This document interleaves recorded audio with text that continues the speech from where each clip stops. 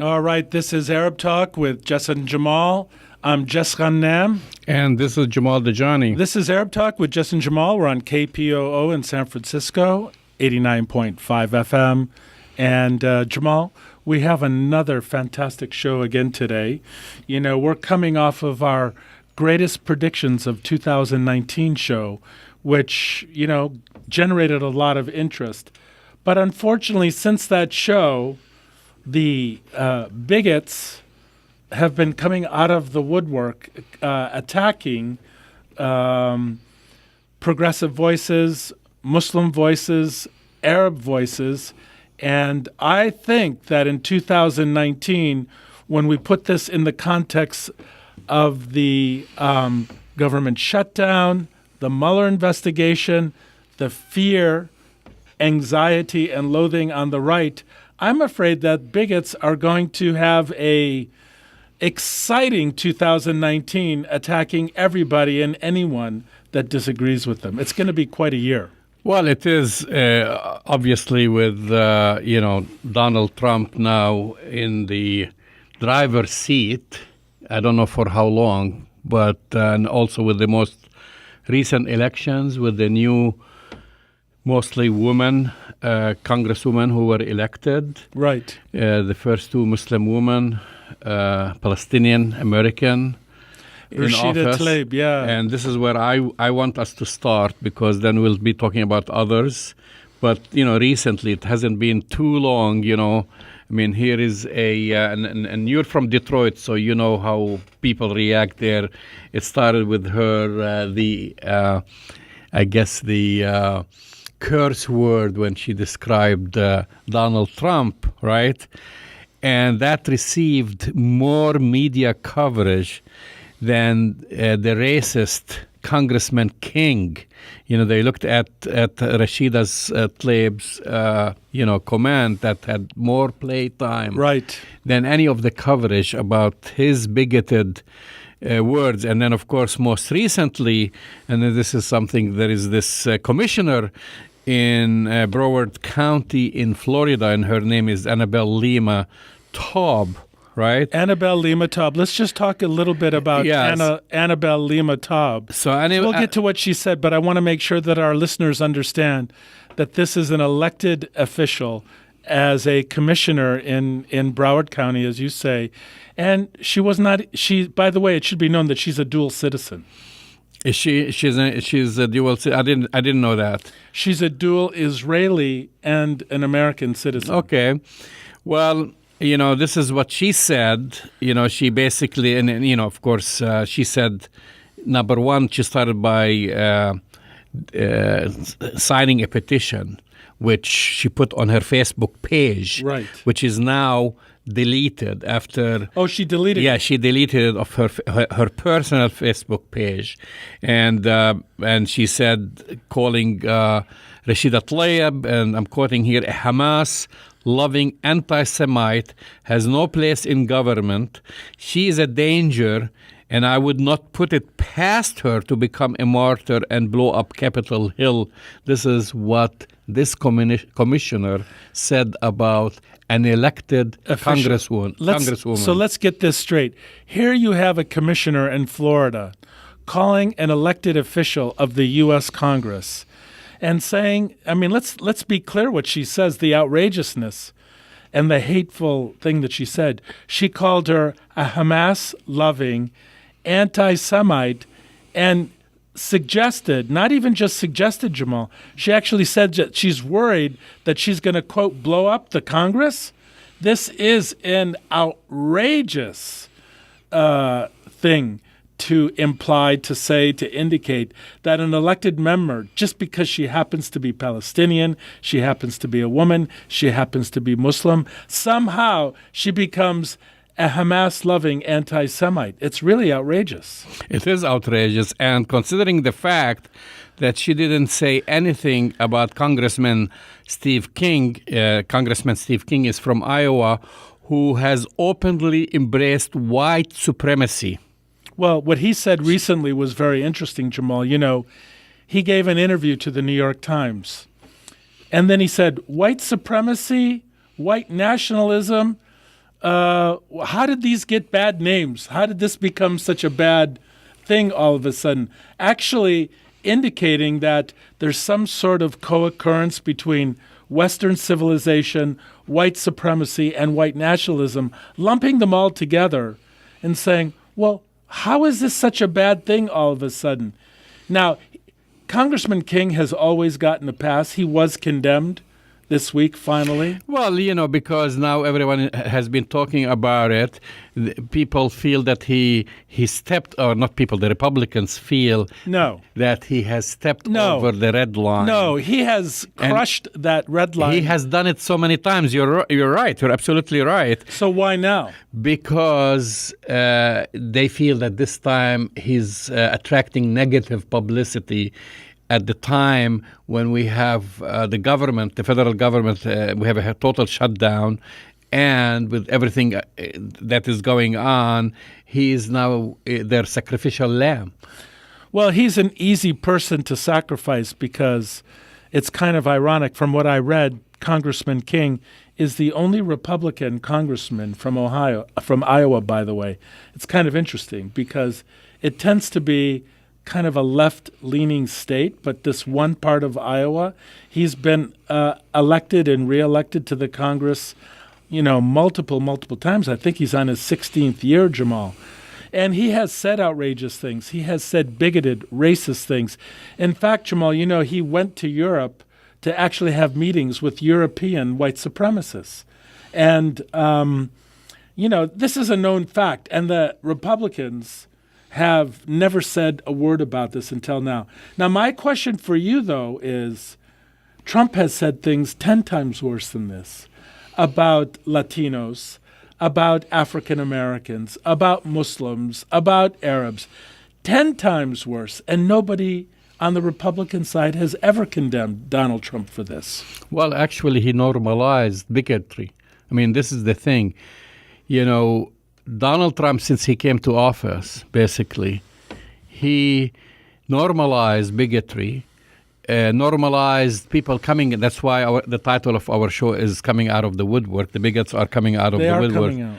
Because in this era and in the way he has normalized, attacks on Muslims, attacks on immigrants, attacks on brown people, attacks on African Americans, LGBTQ communities, insulting people. Of course, the famous or the infamous videotape of him grab them by the whatever.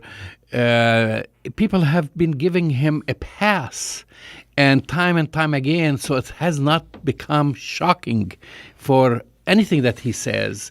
It just like comes and passes so quickly, and until the next outrageous thing that's going to come out of his mouth or his tweet. But I'll tell you what is shocking. The difference that I think in part this leads to is a couple of things, Jamal. I mean, you alluded to one thing. There's a government shutdown. So this kind of negative attention obviously is less well suited. But I think the other thing is we have to remember on the midterm elections, the people spoke. And there was a 40 House switchover from, Republican control of the Congress to Democratic control. And that switch in power with Nancy Pelosi as the speaker, with the subpoena power that the House has to investigate Trump's finances, investigate, money laundering, investigating whatever may have gone on between Trump and organized Russian oligarchs. I mean, that's all on the table in addition to the Mueller investigation. So I think that the context of what's happening in Washington is different now. So two things. One, maybe people will be able to be more critical of some of these outrageous things that he has said.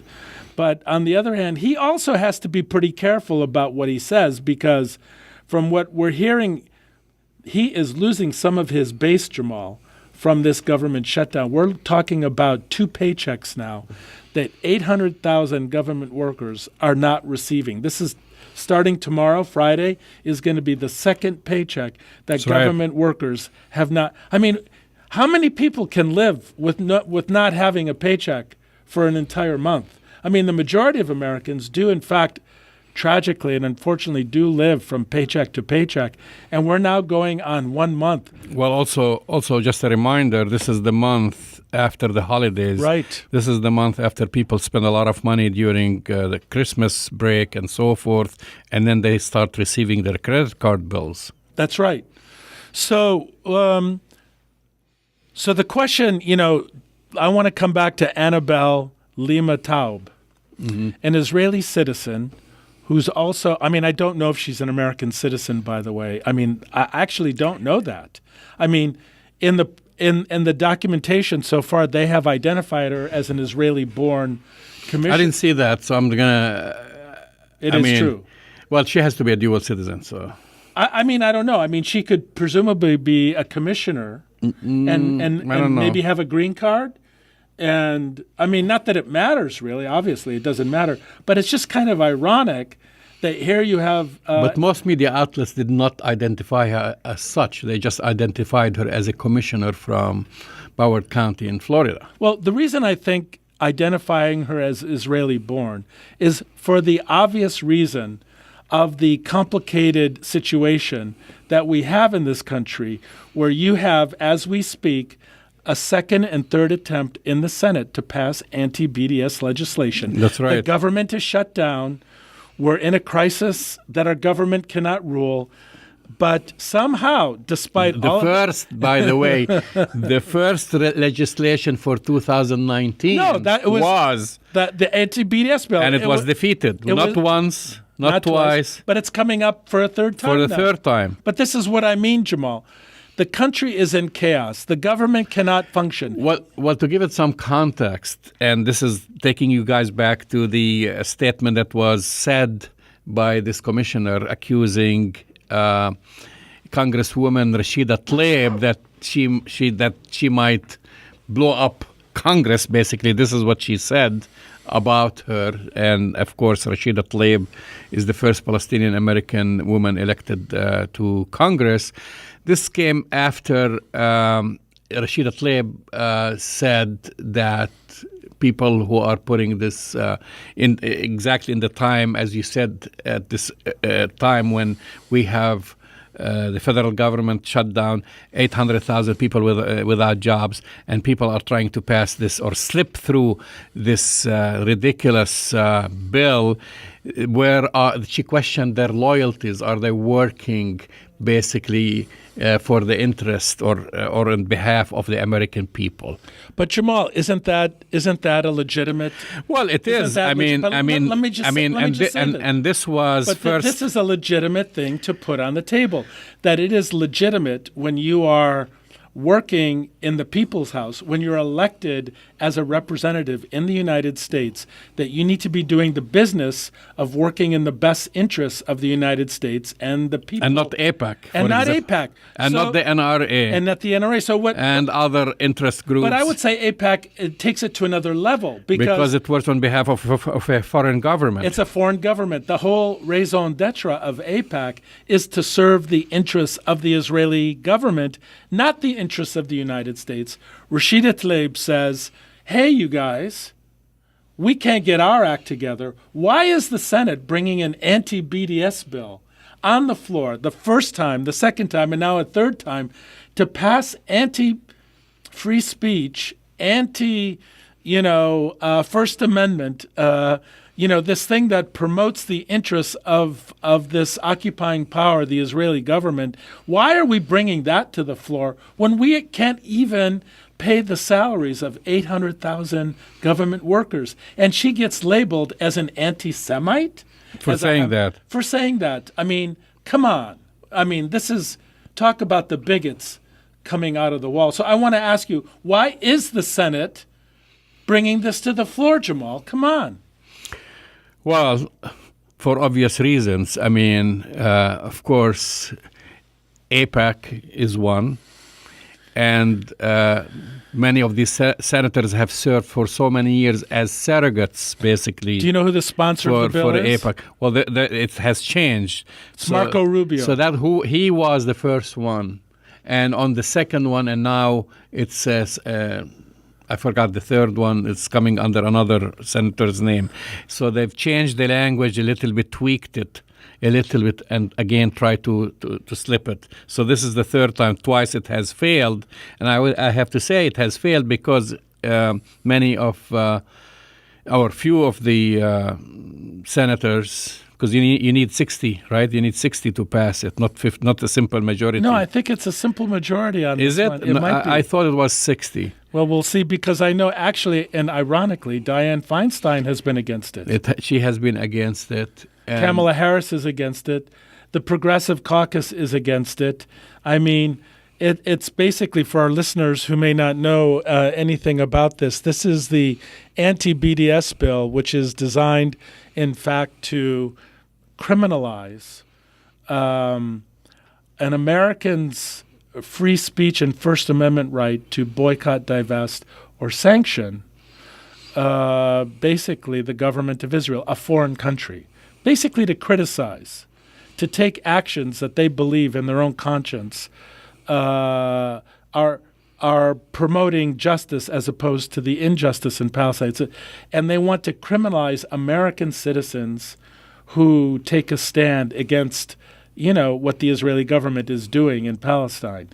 And again, it just blows my mind, Jamal, that we're at a time when the government cannot even function, and the Senate is trying to pass this bill now for the third time. So the senator who's trying to salvage Senator Rubio's BDS Act, or combating BDS Act. Who is it? By Chris Murphy? making it, is Senator Murphy. Well, I'll tell you something about Chris Murphy, which is really disturbing. Democrat from Connecticut. He's a Democrat from Connecticut who holds himself out to be a champion of liberal progressive policies. He's on the news promoting himself as a liberal progressive almost every night, and yet he has the audacity to be the one to promote this law, this Senate bill, on behalf of the government of Israel and AIPAC. It is truly outrageous. And I hope that our listeners will take note of it because, as I said, Senator Murphy likes to hold himself out as this great progressive among the Democrats. But this shows you how problematic, how degenerate this whole AIPAC misalliance, not acting in U.S. interests, has become, that they could try it with Marco Rubio, who's a Republican, and now go to Chris Murphy, who they believe could give it, the progressive stamp of approval? I mean, I guess that's probably why they're trying to get Chris Murphy to do this. That's right. And so, by the way, also the Commissioner Lima Taub from Bowers County in Florida, there is a campaign to get her removed. Absolutely, there should be a campaign. People have been contacting Mayor Joy Adams. This is the mayor, and, oh, and really? the mayor and she's also the president of the board, the commissioner board, to get her removed for these outrageous, racist, basically remarks. She shouldn't be serving in any official capacity in any city or state or federal position in the United States when she attacks an elected congresswoman based on her race and religion, Well, I hope that this campaign moves forward. I don't know if you agree with this, Jamal, but do you think that this actually portends any kind of shift? I mean, we do know that obviously the Democrats are in the majority in the House. Nancy Pelosi is the Speaker. They wield subpoena power. The women in the House are a formidable force now, whether it's, Omar Ilham or Ilham Omar, whether it's Rashida Tlaib, whether it's Octavia Cortez. These are formidable, amazing, legislators, women in the Congress who seem to be shifting the narrative a little bit. Absolutely, they are. And basically the media has not been able, at least the conservative media, has not been able to deal with them. So they've been making headlines They're watching every single move, what they wear, what they say. It's outrageous. It's outrageous. Yeah, it's that outrageous. that for example, what Rashida said, the swear word targeting Trump got more play time in the media than this bigoted Congressman King and everything he had said. So she received for using the MF word, let's say, more time than what King has been saying and bragging that he is basically a white supremacist, or he's a white nationalist, now trying to use Donald Trump's words. So when is it against the law to use the MF word?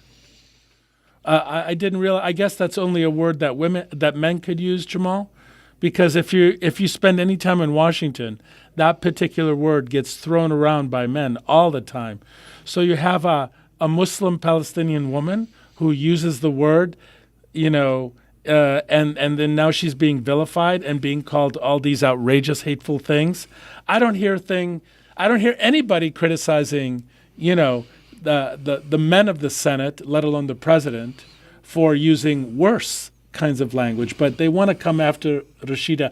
I think what it speaks to, Jamal, is a deep-seated anxiety about progressive narratives being promoted by women of color. I think that's really fundamentally what it comes down to. You're absolutely right. You're listening to Arab Talk on KPOO San Francisco, 89.5 FM. We're also streaming live on Facebook and on YouTube. Yeah, we're streaming live on Facebook at Jamal Dajani 2. We're on YouTube Live on Arab Talk Radio on Facebook. You can listen to us at 89.5 FM, if you're in the Bay in Northern California. And, of course, you can listen anywhere in the world if you just want to listen to the audio at kpoo.com. So I want to switch gears a little bit and discuss a new issue that is actually in Canada, but it is connected to the San Francisco Bay Area in a different way. It's an issue that we have discussed many times here on this show.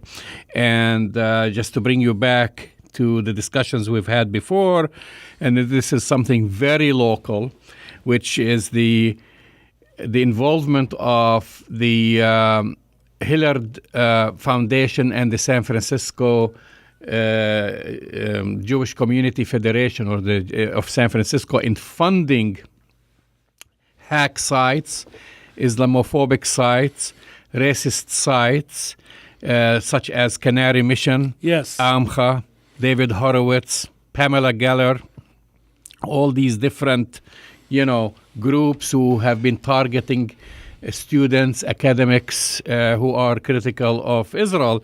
And after many years, people didn't know that then we found out that the San Francisco Community Federation was funding in excess of $300 million. Can you believe this figure? Yeah, actually, I do believe it, Jamal. It's in excess of $300 million from sites like Ur David, which is a colonial settlement movement in Hebron. Right. Which targets Palestinians there, steals their lands, attacks farmers, uproots their trees, to, Campus Watch, which distributes posters like Horowitz, right, and others defaming intellectuals, professors, and students. So now there is something connected, which is, I think, and I'm hoping that the U.S. Treasury Department takes note of this. Oh, I see where you're going with this. So in Canada, the equivalency of the IRS is the Canadian Revenue Agency, right? Just like the IRS. It has begun an investigation into the Jewish National Fund. That's right. Of Canada over its use of charitable donations to basically fund Israeli illegal settlements and fund the Israeli military, which is the Israeli occupation, which has been. So now, if you want to donate to Israel, that's fine. There is no law that prohibits you from doing this. No, you can give money directly. You could give money to the devil. No one, it's totally legal. But if you want a tax deduction. But if you want a tax deduction, so people, this has been ongoing for years, right? So, you could donate to different countries, different causes in Africa, in the Middle East, and so forth. But now, we found, we're now finding out, at least through Canadian media and through the investigation done by the Canadian Revenue Agency, that they have been using these charitable donations to fund foreign militaries and settlements, which is basically against Canadian law. And it is also against U.S. law and against U.S. mission when you fund hate groups. Now there is, and I've actually talked to an attorney, and I've asked the attorney's opinion. So the law has to define these organizations as illegal. So, for example, we talk a lot about Canary Mission, which has been now debunked. We know who are the people funding the Canary Mission with their kind of skeleton office in Israel, and how they function, and the people behind it. All these things, they've been trying to hide their identity for years, and of course what they're doing, it's abhorring. Nevertheless, the strongest point that you can make as far as the U.S. law versus the Canadian law, these organizations have to be, number one, identified as terror groups. Well, that's interesting, Jamal. But also, there are tax laws governing, usage of charitable contributions against your mission statement, like saying to people, give me money because I'm feeding the poor and the hungry, and then you're taking that money and you're building settlements with it. Or give me money. Or funding terrorist Or groups. funding incitement and hate. Right. And basically, they are funding incitement and hate. And also, these settlers are terrorists. Many of them have attacked Palestinians. They've killed Palestinians. They've injured Palestinians. They've maimed Palestinians. They've stolen land. Yeah. They've uprooted trees. So the definition might be vague, but it's not that vague in Canada, because in Canada, basically, they cannot do that. And by the way, the Jewish National Fund in Canada has recently told CBC, which is the Canadian public broadcaster, equivalent to PBS in this country, that it has stopped funneling money to the Israeli military in 2016. Really? But the investigation started way back in 2016. We're just getting now news about it. Right. So in 2016, and this is kind of, they're admitting their guilt. They went on, they've been doing it. They've been doing it for years. So there was an audit which was launched following the beginning of that investigation on October 2017, because a complaint was filed by 4 human rights defenders with the help from independent Jewish voices in Canada, which is kind of like the JVP here. Jewish Voice for Peace. And other other complaints.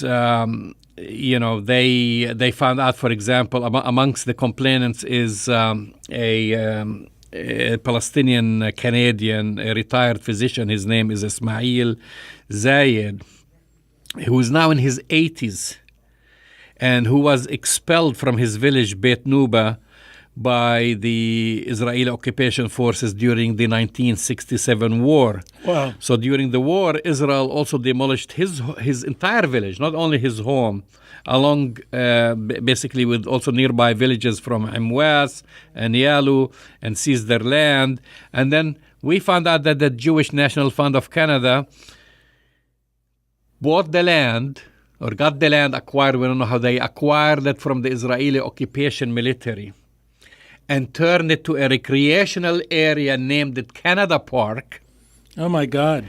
With an adjacent settlement for Jews only. Unbelievable. So this guy is a Canadian citizen who was evicted from he's in his 80s, and thank God he's healthy and he's alive. He's a physician. He remembers it like it was yesterday.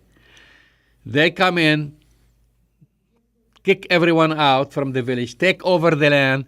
Jewish National Fund has been raising money in Canada, issuing tax deductions to their contributors, turn it into a park and build a settlement on his stolen village. Well, Jamal, I think this is actually the biggest scam. And it's that the fact that whether it's Canadian or American charitable organizations can skirt by the spirit, if not the letter of the law, taking charitable contributions from people, those people getting tax deductions, and then that money being funneled for military, paramilitary, or illegal settlers in the West Bank is really the biggest story here. Can I just remind you something? There was a case in the United States called the Holy Land case, right? That's right. Where something not even as bad as what this is was going on, and people are in jail now for 20, 30, and 40 years for basically taking charitable donations and feeding, basically orphan children. And at that time, this is under, the, broad definitions of the terrorism law. Yet these groups in Canada and the United States get away with this every day. It's good that the Canadians are doing something about it. So my question to you, Jamal, what is stopping the Congress and Rashida Tlaib and other congressmen and Nancy Pelosi to call into question some of the similar things that are going on in the United States right now? What's stopping them? Well, this is the irony here. Yeah. So the irony here, and I'm using this example because last year we've spent probably half the year talking about what's going on right here in San Francisco by the Jewish Community Federation in San Francisco after we've discovered, not us, we've reported on it, but other reporters uncovered the story, dug into their tax forms, found all the names from Canary Mission to David Horowitz to Ir David Settlement Group in Hebron to other hate groups and Islamophobes, a whole list going back 10 years. $300 million were spent to fund these people. And they've been doing it below the radar, no investigation, nothing. People are receiving tax deductions because of this. And the first act of the 2019 Congress is to try to basically stifle the First Amendment. The First Amendment, they want to shred the Constitution. Absolutely. So they instead of investigating real things, and you have proof, you have evidence, including, by the way, that the Jewish Community Federation of San Francisco admitted that they did this. Their tax form shows this. And they said, we're going to stop funding Canary Mission. But they haven't stopped funding. After they were discovered. Yeah, but they haven't after they were outed. But at the same time, no one is going and saying, hey, you know what? Illegal. Show me your mission statement. You are a charitable organization. You're giving people taxable deductions, whatever, to deduct from their taxes here. And what are you doing with this money? Where are you sending this money? You're sending this money overseas to terror groups in Hebron, settlers who have been attacking Palestinian farmers. So why aren't they being investigated, Jamal? And I have another piece of bad news. That same group, the Helen Diller Foundation, we're literally sitting maybe 2 blocks away from the Helen Diller Cancer Center in San Francisco. Helen Diller Foundation has given UCSF tens of millions of dollars over the years as part of their charitable trust. Why is the University of California accepting money from the same group that is funding these hate groups? Why is the University of California, who's being run by the former Secretary of Homeland Security, Janet Napolitano, why are they accepting money from these groups that are funding hate groups? Why isn't this being investigated? Well, that's why this is the question. And that's why, having read the report or the article from the Canadian broadcast CBC about the investigation that's now going on by the equivalency of the IRS in Canada, I think, the Jewish Community Federation of San Francisco, the Peninsula, Marin, and Sonoma counties, also known as the JCF, they've been funding far-right and anti-Muslim hate groups across the country as far back as 2003. This is from their tax returns. Their yearly budget in 2017, $240 million. Wait a minute. $240 million? This is according to their tax return. Just in Northern California. In fact, you mentioned the Helen Diller Family Foundation. The Helen Diller Family Foundation is only one part of the big umbrella federation. No, they contribute to the JCF. So the JCF's budget in San Francisco and the Bay Area, $240 million in 2017. Their assets, they total over $1 billion.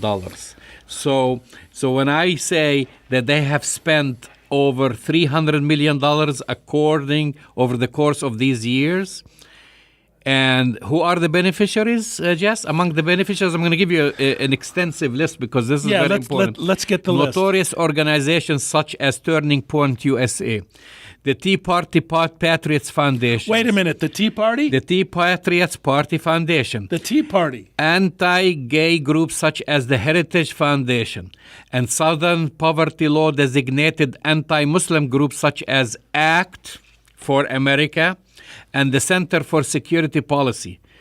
These organizations and additional right-wing groups have been lavishly funded by the JCF in the tune of over $300 million.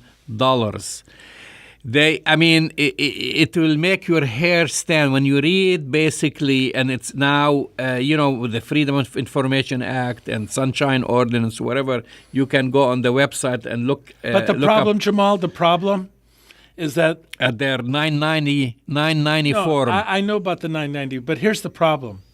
Unless there's political will, either in the state of California in the State House, or there's some political will in the Congress to take on this grotesque funding of hate. I mean, there's no other way to describe it, Jamal, as a tax payers funding of hate in the United States, unless the Congress or the legislature in Sacramento decides to look into this the same way the Canadians are, the Helen Diller Family Foundation and the JCF will continue to be able to get away with this and continue to use tax laws illegally while the Senate is trying to take away your First Amendment rights. Well, that's why we should take that Canadian example that there is at least an investigation, and this is what the U.S. Treasury has to do. This is illegitimate, but I guess somebody has to file something. But I keep reading through their 990 form, and I'm obsessed by reading the 990 form, and I'm going to wait to get the 2018, once they file their 2018. They have to file it 990 form. But if I tell you some of these organizations, Jess, they funded the Clarion Project. Okay, it used to be formally called the Clarion Fund. This is according to their 90, which is a major player in the spread of U.S.-based Islamophobia. And this, by the way, Clarion Fund, they distributed this film Obsession called Radical Islam's War Against the West. Right. To 28 million swing voters in 2008. That's right. Okay, I remember in an attempt to stoke anti-Muslim fears about then candidate Barack Obama. Right. This is how deep. This is so deep. Like, their work is so deep. They fund the Middle East Forum, and you know who runs the Middle East Forum? That's Daniel Pipes, isn't it? The Middle East Forum received $509,600, over $500,000 from the Jewish Community Federation of San Francisco and the Diller Foundation, right? And it's one of the most prominent anti-Muslim organizations in the United States, run and founded by the anti-Muslim and anti-trans, by the way, bigot Daniel Pipes. He's a well-known. He received over $500,000 from them. Okay? The Center for Security Policy, they received $385,000. Also from the JCF and the Diller Foundation. It's also linked to Daniel Pipes and others. So he's double dipping under another organization. Well, he's actually triple dipping. So he's received over $800,000. And who's his partner in that? Frank Gaffney Jr. Oh my God. Okay. So Frank, this is the Center for Security Policy, which is described by the Center for American Progress as a main driver of the creeping Sharia conspiracy. They're the ones that keep disseminating information, false information about Muslims are going to bring Sharia to the United States. 667,000. I'm going to bore you, Jess. I have the number. $667,500. But before you do that, Jamal, let's again put that in the right context, right? We're talking about funding hate groups that have been identified by the Southern Poverty Law Center as hateful groups being funded by the Jewish Community Federation, the JCF of Northern California, of San Francisco. Let's talk about that in the context of how Rashida Tlaib and progressive women voices in Washington are being attacked. And I'm sorry to repeat myself, that they're continuing to do this in the context of 800,000 government workers living without pay, TSA workers living without pay, Jamal, our Coast Guard living without pay, Coast Guard members of the U.S. Coast Guard living without pay, and however many of the just people who are living paycheck to paycheck are living without pay. Yet this group, Jamal, which has assets of $1 billion, is able to fund hate on a tax-deductible basis. You tell me, and we need to let our listeners know what is wrong with this picture and what they can do about it. What they can do about it is call their congressman or congresswoman, their congressperson, and have them issue an investigation. That's the difference. Now that there's a Democratic majority in the House, a congressperson can start the process of issuing subpoenas and doing investigations. Well, yes, but also you're talking about the political aspect, and I agree with you. So sometimes you get the political machine to move, you grease the political machine, then you can start an investigation. Right. But taking the example of what happened in Canada, yes, one person, with the help of others who had a claim, brought it to the Canadian equivalent of the IRS. Because if these organizations are violating U.S. tax laws and anti-terror laws and anti-hate and incitement and so forth, I think it behooves the communities affected to bring these issues to the U.S. Treasury, because, look, you have an organization that claims to have a 501c3 status, which issues at the end of the year tax deductions for its contributors who get to lower their tax payments to the government. Unbelievable. For causes on their mission statement which are in conflict of what they have been doing with the money. Well, maybe we should read the Helen Diller Family Foundation mission statement. I mean, there is, when you say you wanna raise money for culture and love and harmony and feeding the hungry and the poor, but then take the money and give it to a terror group like settlers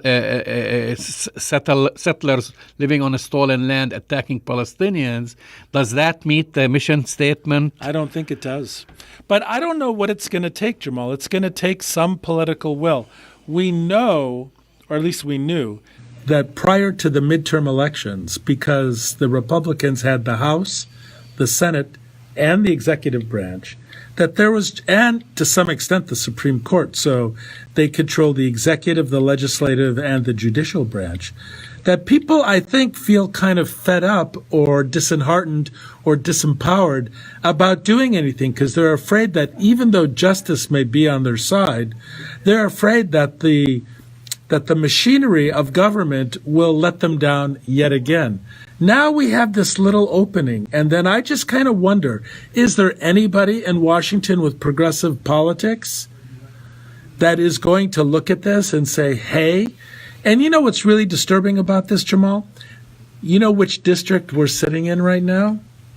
We're sitting in Nancy Pelosi's district. And arguably the most powerful woman in politics in this country, perhaps, you know, in many parts of the world. She's third in line to take over the presidency if something were to happen to the president and the vice president. We're sitting in Nancy Pelosi's district. These tax dodges, and I think I might even call it money laundering, Jamal, with a tax deduction, is occurring in her district. And come on, Nancy, are you going to do anything about this? Is Kamala Harris going to do anything about this? Is Senator Feinstein going to do anything about this? This is truly an opportunity to bring a wrong. Right. So we have a few minutes left. The peace plan. Well, I want to talk about I guess what I really want to talk about is one of my predictions for 2019, as you know, was that Jared Kushner would be indicted and go to jail. But I don't know if Jared Kushner can go to jail until we hear about his peace plan. Well, there has been, the reason I bring this up because we've been talking about it every show, basically, and now there were some leaks in the Israeli media, which they're trying to deny that some vision of the peace plan have been described in the Israeli media. Well, we know what they are, Jamal. And part of it saying, the peace plan will include 80 to 90% of the West Bank to the Palestinians. So 20% will disappear from the agreement, yes, or the Oslo agreement. But also they've mentioned that Jerusalem will be split. And this has been causing unrest or a big brouhaha in the media that's making... Isn't that why Avigdor Lieberman left? That's making the government very nervous. Yeah. Because people like Benjamin Netanyahu have said that Jerusalem is off the table, that Israel will never leave from Well, you know, Jamal, a couple of weeks ago, they announced that there would be another 6-month delay before the Kushner-Trump peace plan was going to be released publicly, And it may be that the political dynamics, not on the Palestinian side, because we need to remind our listeners that Abu Mazen and the Palestinians have not been negotiating for over, 8 months now? It's been almost a year that Palestinians have had no seat at the table in negotiating this outrageous so-called peace plan, that the only people negotiating are Jared Kushner, the American ambassador to Israel, and Benjamin Netanyahu, the only ones negotiating this. And they've delayed reviewing this or announcing it for another 6 months. It has nothing to do with Palestinians, Jamal. It has to do with the Israelis' inability to, as you said, not only just give up, quote, half of Jerusalem, which they will never do, but do you think they're even willing to give up 20% of the West Bank? Well, it's not a matter of willing. It's what's in that peace plan. If the United States will dictate something or they'll recognize it as such, because, and I just want to refer back to where this information came from. It came from Barak Ravid, who is Barak Ravid? Had an interview, he had an interview on the Israeli channel 13. He's a senior diplomat correspondent for Channel 13. He's highly respected in the media. So he had a report on this, and saying this is the deal, and it immediately was attacked by Jason Greenblatt. And who is Jason Greenblatt, Jamal? So Jason Greenblatt, Isn't he the ambassador? No. Jason Greenblatt, he's the assistant, the to special Trump, assistant. to the 45th president. This is how he described himself of the USA, and he's the special Envoy. representative for international negotiations. So he's part of the I would say the trio, even though it's not really a trio. So under this whole umbrella, it will include sits on the top Jared Kushner. Right. Then you have to his side Jason Greenblatt. Right. And then Secretary Pompeo, who basically they just kind of bring him in the discussions, but they're the decisions, the deciders. And then they go back to, of course, Donald Trump and tell him, this is the plan. So everyone knows it's the Jared Kushner plan. But can I... Jason Greenblatt, he is an insider. So he immediately, and this is something from his tweets after this came out, he says, while I respect Barak Ravid, his report on Israel's Channel 13 is not accurate. Speculation about the content of the plan is not helpful.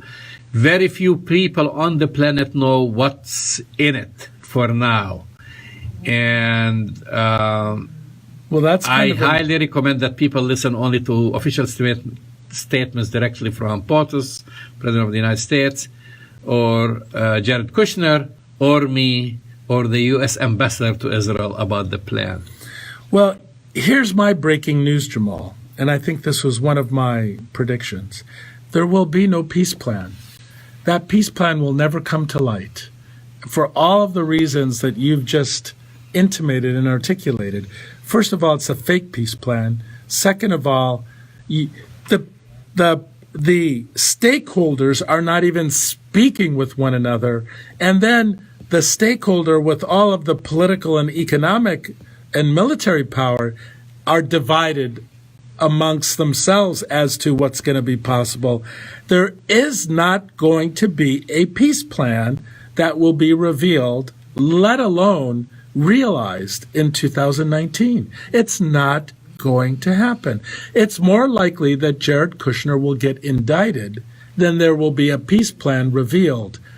MBS it might be too much to say he's on the ropes, Jamal, but his credibility and his power on the international stage, outside of the thugs that really like him, like Putin, Trump, and Netanyahu, but outside of the thugs that really like him, is not doing so well right now. And he has to bankroll the Palestinian side of this peace plan. So I don't know what you think, but I don't see a peace plan occurring in 2019. Well, I would agree with you, except that they're looking for something out of the distraction to bring them away from everything that's going on. There have been no achievements of whatsoever for the Trump administration. But Jamal, so they might look at this as Netanyahu's going to get indicted if he has not already been indicted. His wife has been indicted. I mean, the whole Israeli political elite are... Well, maybe they think that Netanyahu now is in trouble and is weak, so they can push him into a corner. Yeah. That's another thing. Anyway, we're coming to the end of our show. Thank you for listening to Arab Talk. Be sure to visit our website, ArabTalkRadio.com, where you can both hear and watch the show.